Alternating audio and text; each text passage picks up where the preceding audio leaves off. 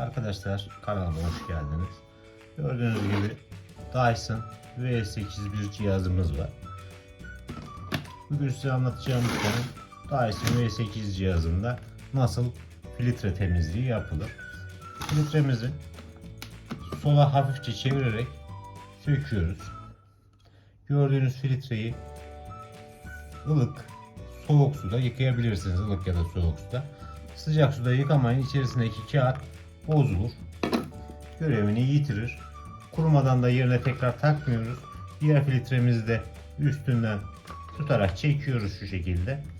Bu filtremizi de aynı şekilde aşırı sıcak su olmayacak şekilde yıkayıp kurumaya bırakıyoruz. Bunlar tamamen kuruduktan sonra tekrar cihazımıza takacağız. Söktükten sonra cihazımızın içerisini de kontrol ederseniz filtrelerin söküldüğü bölümlerde tutulup çekilebilecek pislikler var mı diye arkadaşlar. Herhangi bir ince uçlu bir şeyle varsa tutup alabilirsiniz buradaki pislikleri. Ufak tefek şeyler çıkabiliyor. Filtrelerimiz tamamen kuruduktan sonra dediğim gibi yerine takıyorsunuz. Bu şekilde kolay takımı sökümü. Bu şekilde temizliğini yapıyorsunuz. Filtre temizliğimiz bu şekilde yapılıyor.